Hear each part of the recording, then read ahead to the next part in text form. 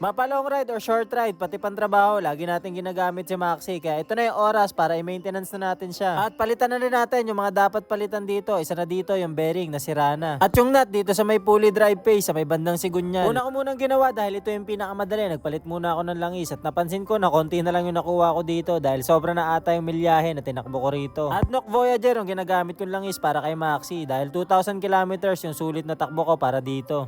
Kalat ko talaga mag-change oil guys, tingnan nyo. Lagi ako ganyan kapag nag-change oil eh. Dati hindi ganyan, sa sporty ko. Dumis yun. Sinilip ko na rin yung part sa may ilalim ng upuan. Titignan ko kung may mga pwede bang ayusin doon. At nakita ko naman na all goods kaya lumipat na ako ng ayusin. Sa CBT na ako sumunod na tumingin kasi may naririnig na akong katok dito. Para siyang tunog ng sigunyal pero nalaman ko na belt lang talaga yun. Kapag ka tinothrottle mo, nawawala yung tunog ng pagpag ng belt. Kapag ka pinapabayaan mo naman, doon siya nag-iingay.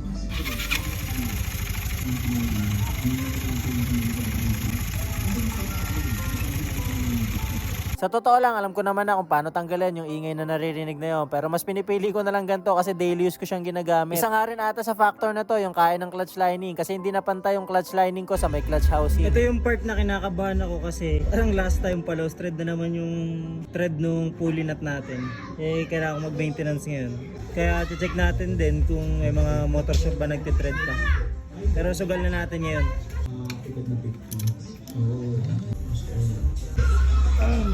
Kita nyo naman sa reaction ko kung ano yung nakita ko at ayan niya, positive. Nakakadalawa na akong paretred dyan pero bumibigay talaga siya kahit minamanual ko na lang yung pagbaklas dyan. Yung ibang mga pyesa ay nilinis ko gamit yung gasolina kahit yung maliliit. Gasolina yung gamit ko, oo pwede yan pero nga may risk daw yan sa mga rubber oil seal kapag ka ginamit lagi yung gasolina. Tapos yung nuts, sinakripisyo ko na dito tanggalin muna yung washer dahil wala naman akong kickstarter para doon sa may kick crown niya. Kaya goods lang kahit wala yung washer na yun. Sa wakas, gumana guys.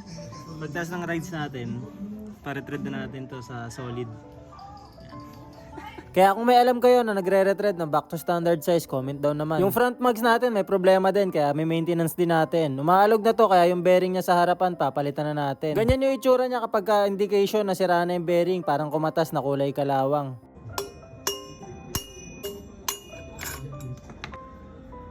Grabe yung itsura niya guys. Kalawang na tapos malakas na yung alog. Kaya papalitan na talaga natin. Yung isa, goods pa, pero isasabay ko na rin. Kasi pwedeng isa lang yung palitan. Mas maubod yung agad yung natira kaysa doon sa bago. Kaya mas maganda na sabay. Ito na yung ipapalit ko koyo. Yung isa na ito, nagrasahan na natin. Pakita ko sa inyo yung pagkakaiba. Ito kasi rubber yung kanyang cover. Ito, bakal. So, hindi ko na siya natuklap dahil nga bakal siya. Hindi ko siya nadagdagan ng grasa. Compare dito. Ito, kakargahan pa natin siya ng grasa kasi onti lang yung factory grease na ito, yung pagkakagawa. Onti lang nilagay na grease para hindi lang siya mangalawang. So, dagdagan natin. Ito yung sinasabi ko sa inyo na natutuklap. Bali ganito yung goma na natatanggal dito sa bearing. Ayan yung konting factory grease niya. So dadagdagan pa natin yan. Meron tayo dito pangdagdag.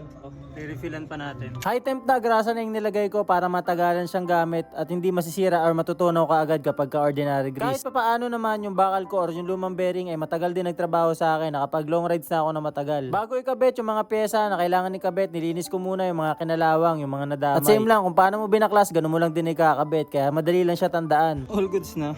Nakikabit na natin lahat, but the thing is hindi siya ganun ka super free wheel kasi nga bago pa yung bearing natin, pero naikot naman siya, hindi naman siya yung nag-i-stack up. Ayun naman yung maganda dun.